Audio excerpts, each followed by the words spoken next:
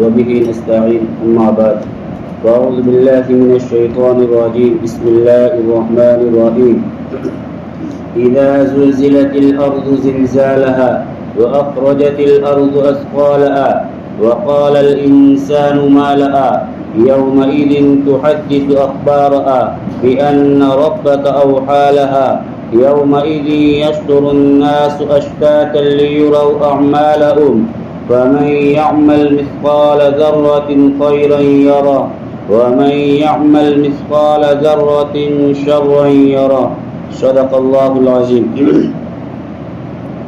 بزرگان محترم، پچھلے 4 ہفتوں سے سورۃ الزلزال کی تفسیر کا سلسلہ چل رہا ہے۔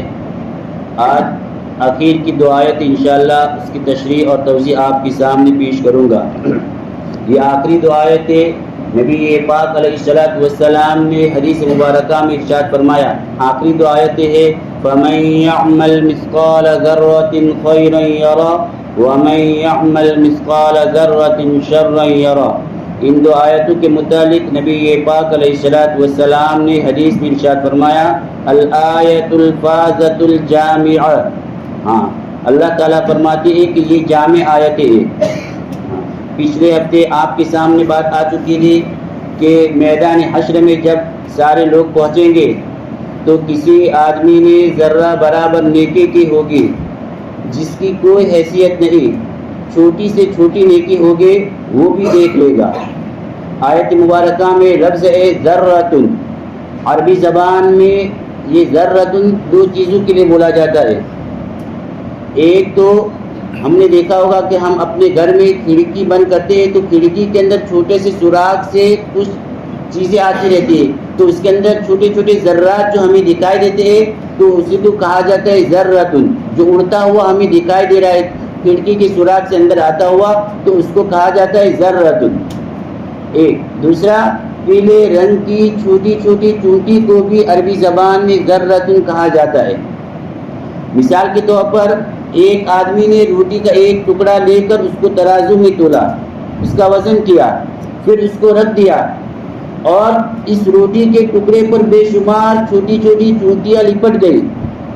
اب چونٹیوں کے ساتھ اس کو دوبارہ وزن کیا اس کا روٹی کے ٹکڑے کا، تو پہلی مرتبہ اور دوسری مرتبہ تولنے میں ذرہ برابر کوئی فرق محسوس نہیں ہوگا۔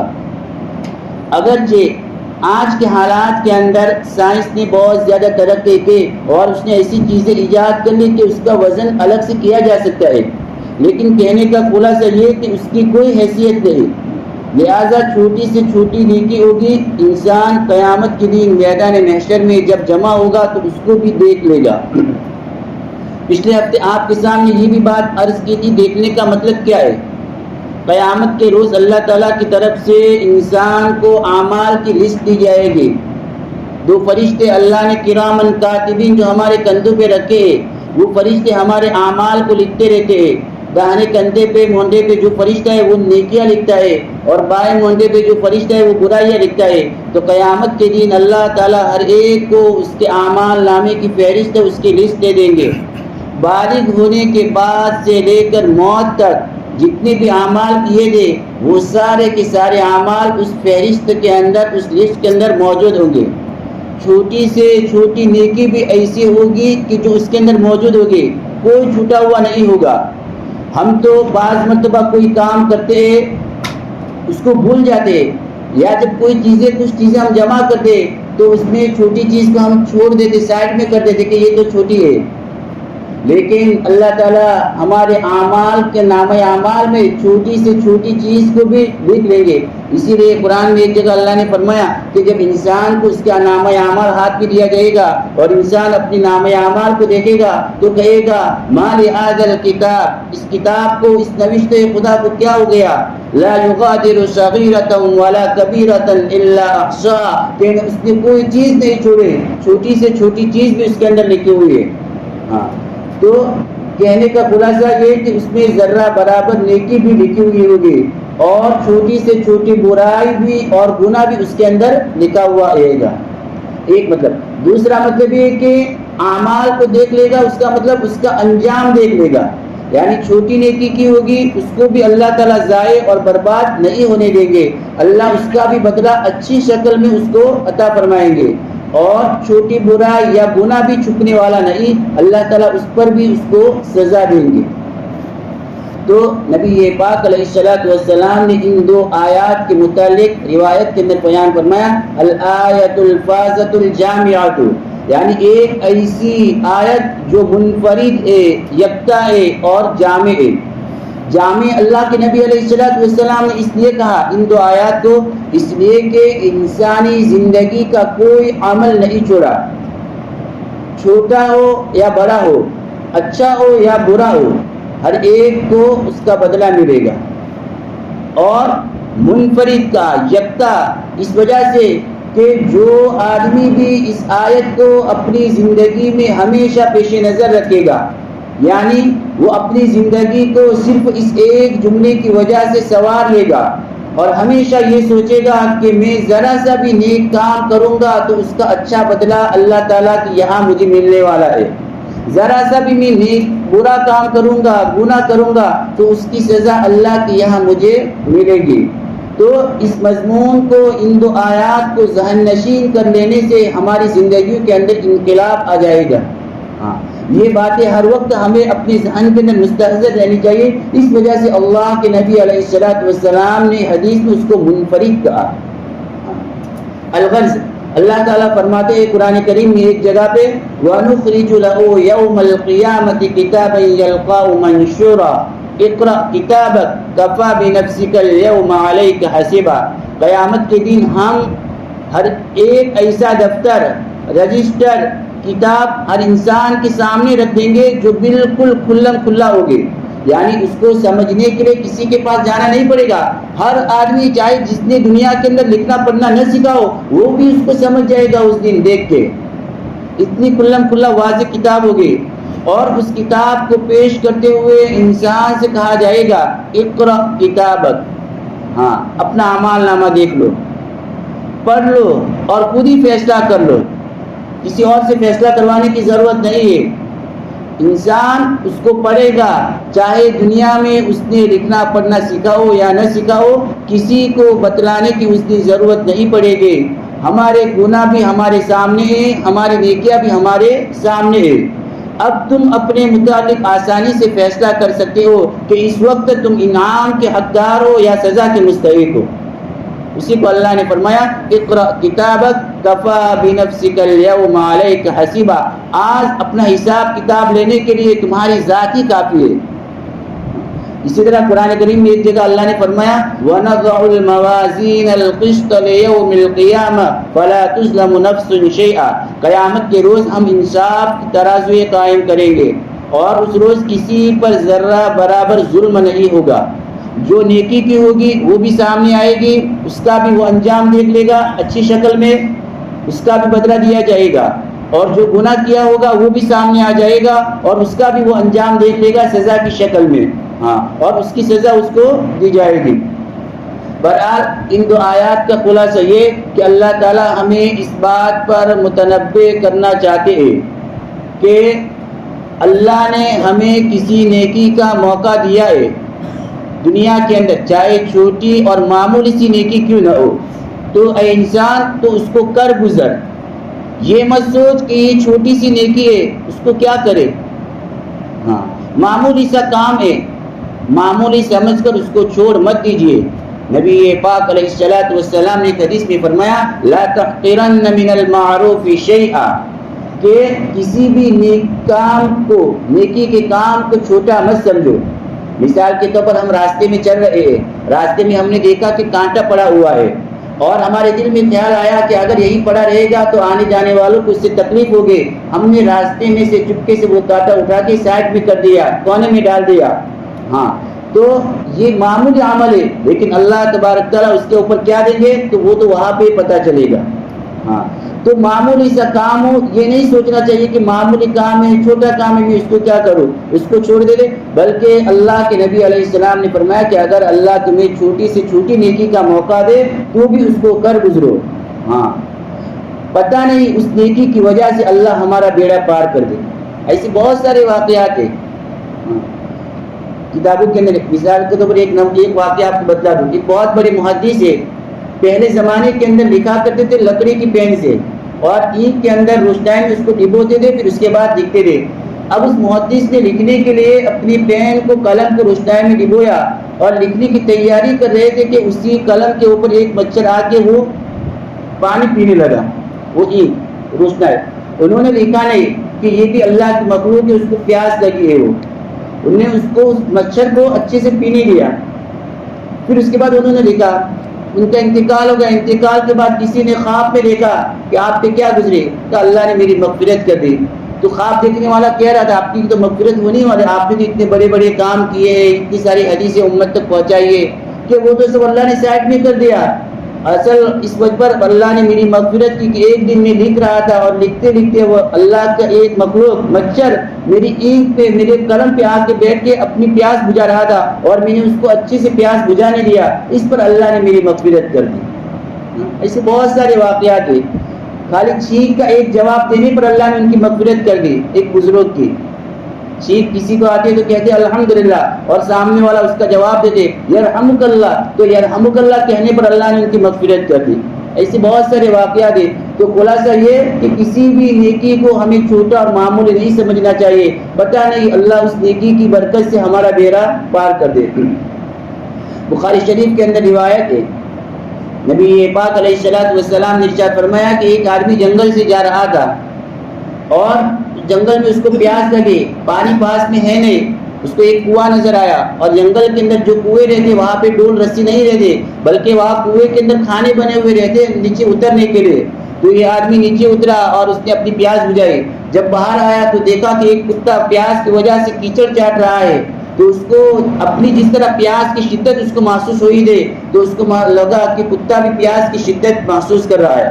اب اس کے پاس پانی نکالنے کے لیے تو کچھ تھا نہیں. پاؤں میں چمڑے کے موزے تھے، موزہ نکالا اور موزے میں پانی بھر کے اپنے دانتوں سے، کیونکہ ہاتھ تو اس کو اوپر چڑھنے کے لیے استعمال کرنا ہے، دانتوں سے اس کو پکڑ کے باہر لا کے کتے کو پانی پلایا. نبی پاک علیہ الصلوۃ والسلام فرماتے اس کتے کو پانی پلانے پر اللہ نے اس آدمی کی مغفرت کر دی. دیکھیں اللہ تعالیٰ کی یہاں عمل کا سائز نہیں دیکھا جائے گا، اور کثرت بھی نہیں دیکھی جائے گی کہ کتنے سارے اس نے اعمال کے. اللہ کے یہاں تو بس اخلاص دیکھا جائے گا، کس نیت سے تم نے یہ عمل کیا ہے. جو خالص اللہ کو راضی کرنے کے لیے کیا ہو، للہیت سے کیا ہو، تو اللہ تبارک تعالیٰ کے یہاں اس کے مطابق فیصلے ہوں گے. ہاں ویسے اللہ تعالیٰ کے قانون تو یہی ہے کہ جس کی نیکیاں گناہوں پر غالب ہوگی، یعنی نیکیاں زیادہ ہوگی، اس کے لیے جنت کا، کامیابی کا فیصلہ، اور جس کے گناہ غالب ہوں گے تو اس کے لیے جہنم کا فیصلہ.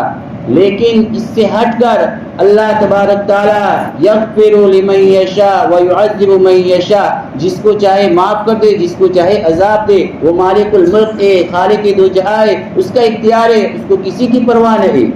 ہاں شرک کے علاوہ جس گناہ کو بھی اللہ چاہیں گے معاف کریں گے، لیکن شرک کے گناہ کو اللہ کبھی معاف نہیں کریں گے. ہاں تو نبی پاک علیہ الصلوۃ والسلام نے حدیث میں فرمایا لا تحقرن من المعروف شیئا. اس کے ذریعے اللہ کے نبی نے ہمیں ایک تاکید فرمائی. تاکید یعنی وصیت، تاکید حکم دیا کہ اصل وجہ اس وجہ سے کہ شیطان ہمارے پیچھے لگا ہوا ہے، اور یہ شیطان جو ہے ہمارے ہاتھ سے نیکیاں چھیننا چاہتا ہے. اس وجہ سے اللہ کے نبی علیہ الصلوۃ والسلام نے ہمیں تاکیدی حکم دیا کہ تم کسی بھی نیکی کو معمولی سمجھ کے مت چھوڑ دینا. ایک آدمی گناہ کا مرتکب ہوتا ہے، گناہ کرتا رہتا ہے، کبھی کوئی نیکی اس نے کی نہیں. ہاں اب زندگی میں ایک مرتبہ کبھی اس کو کوئی اچھا کام کرنے کا موقع ملتا ہے تو شیطان اس کے دل میں وسوسہ ڈالتا ہے، پوری زندگی تو تم نے برے اعمال کیے، پوری زندگی تم نے اللہ کی نافرمانی میں گزارے، اب اس ایک نیکی کر کے کیا فائدہ ہوگا. تو شیطان اس طریقے پہ ہمیں پٹی پڑھاتا ہے اور ہمیں وسوسہ ڈالتا ہے. پھر انسان اسی شیطان کی بات کو تسلیم کرتے وہ نیکی کا کام بھی چھوڑ دیتا ہے. حالانکہ انسان کو چاہیے تھا کہ اس وقت شیطان کی بات تسلیم کرنے کی بجائے دل کے اندر جو نیکی کا خیال آیا ہے، دل کے اندر جو نیکی کا دائرہ پیدا ہوا ہے نیک کام کرنے کا، اسی نیک کام کے اوپر عمل کرتا تو اس کی برکت سے اللہ اس کی مغفرت فرما دیتے. ہاں تو نبی پاک علیہ الصلوۃ والسلام نے حدیث مبارکہ میں یہی فرمایا لا تحقرن من المعروف شیئا، کسی نیکی کو معمولی مت سمجھو، چاہے ہمیں وہ چھوٹا سا نظر آتا ہے نیک کام، لیکن اللہ کے نبی فرماتے اس کو کر لو، قیامت کے دن اس کا بدلہ تم کو دیا جائے گا۔ ہاں، اور ہو سکتا ہے کہ اللہ تعالیٰ اس نیک عمل پر، چھوٹے سے چھوٹے عمل پر اللہ مغفرت کر دے، نجات دے دے، بخشش کر دے۔ ہاں، ایک مومن کی زندگی تو اسی پر گزرتی ہے، اسی امید پر کہ قیامت کے دن اللہ میری مغفرت فرما دے، میری بخشش کر دے۔ ہاں، اور اسی طرح کسی گناہ کو چھوٹا سمجھ کر مت کرو۔ بزرگوں نے کتابوں کے اندر لکھا ہے کہ کسی نیکی کو چھوٹا سمجھ کر مت چھوڑو، اور کسی گناہ کو اور برائی کو چھوٹا سمجھ کر مت کرو۔ آج کل ہم لوگوں کا ایک مزاج ہو گیا ہے، ہم لوگ اپنے علماء سے پوچھتے رہتے ہیں کہ مولانا یہ جائز ہے یا حرام ہے، کیونکہ اگر حرام کہیں گے تو ہم بچیں گے، اور جائز کہیں گے یا ناجائز کہیں گے تو چلو اس کے اندر کچھ نہ کچھ گنجائش رہتی ہے۔ ارے یہ جائز اور ناجائز تو سمجھانے کے لیے ہے، بس اللہ کی نافرمانی اسی کا نام گناہ ہے، اب وہ چاہے نافرمانی چھوٹی ہو یا بڑی۔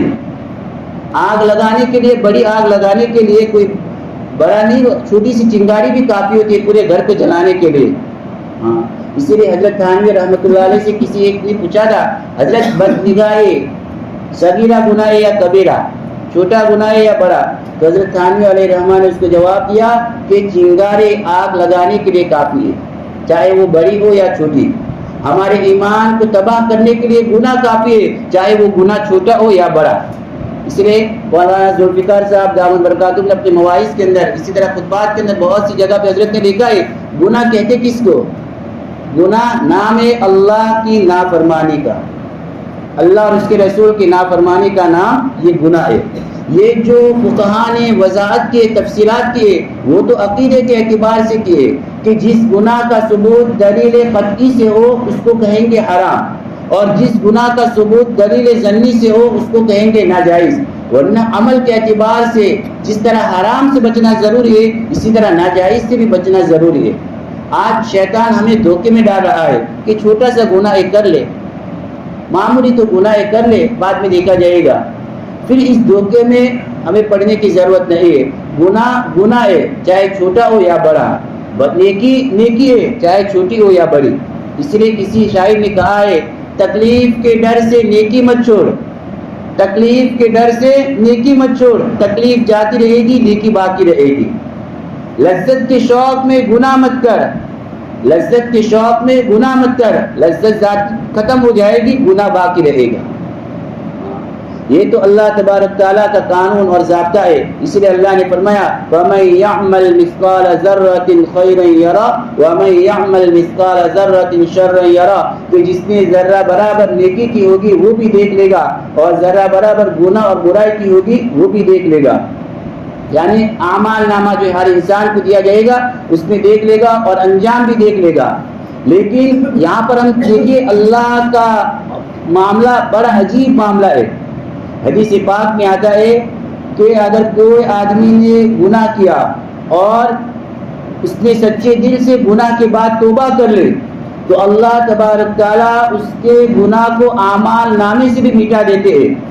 کل قیامت کے دن ہر انسان کو جو اس کا اعمال نامہ دیا جائے گا اس کے اندر وہ گناہ اس کو نہیں ملے گا، بلکہ بعض روایات میں تو یہاں تک کہ اللہ کا معاملہ اتنا رحم کرم والا کہ انسان نے جس جگہ پہ گناہ کیا اللہ اس جگہ سے بھی وہ گناہ ختم کر دیتے، اور انسان کے اعضاء، جو اعضاء گناہ کے اندر مبتلا تھے، ان اعضاء سے بھی اللہ گناہ کو بھلا دیتے ہیں۔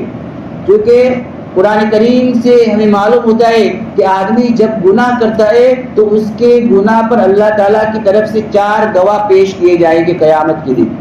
ہر انسان جو گناہ کرے گا تو اس کے گناہ پر 4 گواہ پیش کیے جائیں گے، قرآن کریم سے معلوم ہوتا ہے۔ پہلا گواہ تو زمین کا وہ حصہ جس پر انسان نے گناہ کیا، یومئذ تحدث اخبارہا۔ ہاں، دوسرا گواہ انسان کے اپنے اعضاء ہے، اسی کو قرآن نے فرمایا الیوم نختم علی افواہہم وتکلمنا ایدیہم وتشہد ارجلہم بما کانوا یکسبون۔ قیامت کے روز ہم منہ پر مہر لگا دیں گے، ان کے ہاتھ ہم سے باتیں کریں گے، پاؤں گواہی دیں گے ان کرتوتوں کے، ان اعمال کی جس کو اس نے انجام دیا ہے۔ تیسرا گواہ نامہ اعمال، وَإِذَا الصُّحُفُ نُشِرَتْ۔ اور چوتھا گواہ وہ فرشتے جو اللہ تعالیٰ نے انسان کے اعمال لکھنے پر مقرر کیے، جس کو ہم کرامن کاتبین کہتے ہیں، کرامن کاتبین یعلمون ما تفعلون۔ ہاں، تو یہ چار گواہ ہر انسان کے گناہ کی گواہی دینے کے لیے۔ لیکن اللہ تبارک تعالیٰ کی رحمت کا معاملہ دیکھے کہ جب ایک انسان اللہ کے سامنے توبہ کرتا ہے تو اللہ تبارک تعالیٰ اس کے توبہ کی وجہ سے گناہ تو معاف کریں گے، لیکن یہ چاروں گواہ سے اللہ ان سے بھی گناہ کو بھلوا دیں گے۔ دنیا کا دستور تو یہ ہے، دنیا کے اندر جب کسی آدمی کو بری کیا جاتا ہے تو ایسا نہیں کہ اس کی فائل ختم کر دی جاتی ہے، بلکہ وہ فائل محفوظ رکھی جاتی ہے تاکہ وقت آنے پر اس کو بتایا جائے تمہارے یہ کرتوت تھے، تمہارے یہ کارنامے تھے۔ یہ تو دنیا والوں کا دستور ہے، لیکن اللہ کا معاملہ بڑا رحیم ہے، کریم ہے۔ ہاں، اللہ رحمت والے ہے۔ اسی لیے جو حدیث مبارکہ میں آتا ہے کہ اللہ کی رحمت کے 100 حصے، 99 حصے اللہ نے اپنے پاس رکھے ہیں، ایک حصہ اللہ نے پوری دنیا کے اندر ہر مخلوق پر تقسیم کیا ہے، اس ایک حصے کو، جس ایک کی وجہ سے ایک انسان دوسرے انسان سے محبت کرتا ہے، جانور اپنے بچے سے محبت کرتے، اس ایک حصے کی وجہ سے جو اللہ نے پوری دنیا کے اندر تقسیم کیا ہے، اور باقی 99 حصے اللہ نے اپنے پاس رکھے اور اس کا اظہار اللہ کل قیامت کے دن فرمائیں گے۔ اب توبہ یہ کوئی مشکل کام تو ہے نہیں، اس کے لیے ہمیں کوئی قربانی بھی نہیں دینی پڑے، وقت بھی نہیں لگانا پڑے گا، اور اس کے لیے ہمیں کوئی کفارہ بھی ادا نہیں کرنا پڑے گا۔ بس ایک آسان کام ہے، اور وہ کام یہ ہے کہ دل کے اندر ندامت ہو، شرمندگی ہو۔ توبہ کی صحت کے لیے 3 شرطیں۔ پہلی شرط تو یہ ہے کہ جس گناہ سے ہم توبہ کر لیں فوری طور پر اس گناہ کو ہم چھوڑ دیں۔ ایک آدمی مثال کے طور پر ناپاکی کے پیشاب کے گڑھے کھڈے میں ہے اور وہ کہتے ہیں مجھے پاک کرو، تو ہم اس سے کہیں گے بھائی صاحب پہلے آپ اس گڑھے سے باہر آ جاؤ، پھر اس کے بعد ہم آپ کے اوپر پانی بہائیں گے تو آپ پاک ہو جائیں گے، 1-2 بالٹی میں آپ پاک ہو جائیں گے۔ وہ کہے گے نہیں، میں تو اسی گڑھے میں پڑا رہوں گا، آپ مجھے اسی کے اندر رہتے ہوئے پاک کرو۔ تو پوری دنیا کے جتنے بھی سمندر اس کے اوپر ڈال دیں گے، بہا دیں گے پانی، پھر بھی یہ پاک ہونے والا نہیں ہے۔ تو اسی طرح گناہ پر موجود رہتے ہوئے، گناہ پر قائم اور باقی رہتے ہوئے ہم توبہ کریں گے تو ہماری توبہ نہیں ہوگی۔ تو توبہ کی صحت کے لیے پہلی شرط ہے ان یقلع عن المعصیۃ، کہ فوری طور پر اس گناہ سے علیحدہ ہو جائے، دور ہو جائے۔ اور دوسری شرط گناہ کی توبہ کی صحت کے لیے وَيَنْدَمَ عَلَى فِعْلِهَا، دل میں شرمندگی ہو، ندامت ہو، افسوس ہو کہ ہائے میں نے کس ذات کی نافرمانی کی، کس اللہ کی میں نے حکم عدول کی۔ ہاں، دل کے اندر افسوس اور شرمندگی ہو۔ اور تیسری شرط توبہ کی صحت کے لیے اللہ کے نبی علیہ السلام نے بیان فرمائے اللہ یعزم، کہ دل میں پکا ارادہ ہو کہ میں مر جاؤں گا لیکن دوبارہ یہ گناہ نہیں کروں گا۔ جب یہ 3 چیزیں پائی جائے گی تو سمجھا جائے گا کہ آدمی کی توبہ مکمل ہو گئی۔ ہاں، اب توبہ کرتے وقت ہم نے پکا ارادہ کر لیا کہ میں دوبارہ یہ گناہ نہیں کروں گا چاہے کچھ بھی ہو جائے، تو توبہ تو مکمل ہو گئی۔ لیکن اس کے بعد ہماری کمزوری کی وجہ سے یا پرانی عادت کی وجہ سے یا ہماری فطرت کی وجہ سے دوبارہ گناہ ہو گیا تو ہم دوبارہ گناہ کر لیں، کیونکہ پہلی توبہ تو مکمل ہو چکی، پھر سے توبہ کر لیں۔ اللہ تبارک تعالیٰ نے توبہ کا دروازہ 24 گھنٹے کھلا رکھا ہے، بلکہ جب تک حدیث مبارکہ ہے ان اللہ یقبل توبۃ العبد ما لم یغرغر، جب تک سکرات کا عالم نہ ہو تب تک اللہ نے توبہ کا دروازہ کھلا رکھا ہے۔ ہاں، جب بھی گناہ ہو جائے فوراً اللہ کے سامنے توبہ کر لو، توبہ کریں گے تو اللہ تبارک تعالیٰ ہمارے گناہ کو معاف فرما دے گا۔ توبہ کا نتیجہ کیا ہوگا؟ توبہ کا نتیجہ یہ ہوگا کہ توبہ کی وجہ سے انسان ایسا ہو جائے گا گویا کہ اس نے گناہ کیا ہی نہیں۔ التائب من الذنب کمن لا ذنب له، گناہ سے توبہ کرنے والا ایسا ہے گویا کہ اس نے کوئی گناہ کیا ہی نہیں۔ بلکہ ایک حدیث میں اللہ کے نبی نے فرمایا کل بنی آدم خطاؤن، ہر انسان گنہگار ہے۔ اللہ کے نبی نے فرمایا خطاؤن، یہ مبالغہ کا صیغہ، کثیر الخطا، کثرت سے گناہ کرنے والا۔ لیکن اللہ کے نبی نے فرمایا وخیر الخطائین التوابون، لیکن سب سے بہتر گناہ کرنے والا وہ ہے جو توبہ کرنے والا ہو، کثرت سے توبہ کرنے والا ہو، ہر وقت اللہ کے سامنے متوجہ رہے، گر گرائے، عاجزی کرے، استغفار کرے۔ تو ہمیں بھی چاہیے کہ ہر وقت ہماری زبان پر توبہ اور استغفار کے کلمات جاری رہنے چاہیے، دن میں ایک وقت مقرر کرے اور ایک دن کی عدد مقرر کرے کہ اتنی مرتبہ مجھے توبہ اور استغفار کے کلمات اپنی زبان سے دہرانا ہے۔ آپ اندازہ کیجئے نبی پاک علیہ الصلوۃ والسلام، اللہ کے نبی کے بارے میں اللہ نے قرآن میں فرمایا لیغفر لک اللہ ما تقدم من ذنبک وما تأخر، اللہ کے نبی کے معصوم آپ کی ساری گناہ معاف ہے، اللہ نے بشارت دی قرآن میں، آپ سے گناہ کا صدور ہوا بھی نہیں، لیکن حدیث مبارکہ میں آتا ہے اللہ کے نبی فرما دے واللہ انی لاستغفر اللہ واتوب فی اليوم اکثر من 70 مرۃ، اور ایک روایت میں 100 مرۃ کہ اللہ کے نبی فرماتے میں دن میں 70 سے زیادہ مرتبہ استغفار کرتا ہوں، بعض روایت میں کہ میں دن میں 100 مرتبہ استغفار کرتا ہوں۔ تو اللہ کے نبی یہ جو استغفار کرے وہ کس وجہ سے؟ امت کو تعلیم دینے کے لیے کہ جب نبی اتنے استغفار کر رہے جو معصوم عن الخطا ہے، نبی سے گناہ کا صدور ہو ہی نہیں سکتا، ہم تو گناہوں کے کتے، تو ہمیں کتنا استغفار کرنا چاہیے۔ اس لیے ہمارے بزرگان دین فرماتے کہ ہر انسان کو دین میں کم از کم 300 مرتبہ استغفار کے کلمات اپنی زبان سے دہرانا چاہیے۔ اب استغفار کے اندر سب سے بڑا استغفار تو سید الاستغفار ہے۔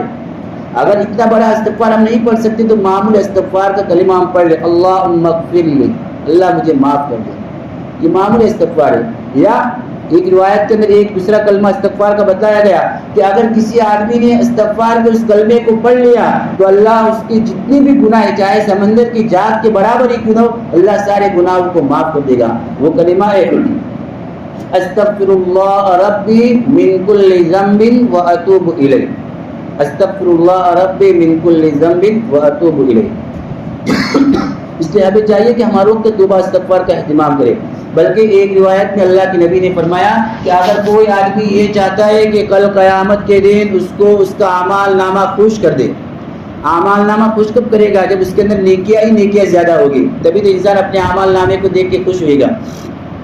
تو اگر کوئی یہ چاہتا ہے کہ اس کا اعمال نامہ اس کو خوش کر دے تو اس کو چاہیے کہ اپنے نامہ اعمال میں زیادہ سے زیادہ استغفار لکھوائے۔ جب ہم پڑھیں گے تبھی تو اعمال نامے میں زیادہ سے زیادہ استغفار لکھا جائے گا۔ اللہ تبارک تعالی ہم سب کو توبہ استغفار کرنے کی توفیق عطا فرمائے، قرآن احکام کے مطابق اللہ زندگی گزارنے کی ہم سب کو توفیق عطا فرمائے۔ سبحانك اللهم وبحمدك وتبارك اسمك وتعالى جدك ولا إله غيرك، سبحان الله وبحمده عدد خلقه ورضا نفسه وزينة عرشه ومداد كلماته، لا إله إلا أنت سبحانك إنا كنا ظالمين۔ اللهم صل على محمد كما تحب وترضى عدد ما تحب وترضى، ربنا ظلمنا أنفسنا وإن لم تغفر لنا وترحمنا لنكونن من الخاسرين، ربنا فاغفر لنا ذنوبنا وكفر عنا سيئاتنا وتوفنا مع الأبرار، اللهم نور قلوبنا بالقرآن وزين أخلاقنا بالقرآن ونجنا من النار بالقرآن وأدخلنا الجنة مع الأبرار بالقرآن، يا عزيز يا غفار يا حنان يا منان يا ذا الجلال والإكرام، اللهم اجعل القرآن لنا في الدنيا قرينا وفي القبر مونسا وعلى الصراط نورا وفي الجنة رفيقا ومن النار سترا وحجابا، اللهم انفعنا بالقرآن العظيم وارفعنا بالآيات والذكر الحكيم، اللهم آنس وحشتنا في قبورنا، اللهم ارحمنا بالقرآن العظيم واجعله لنا إماما ونورا وهدى ورحمة،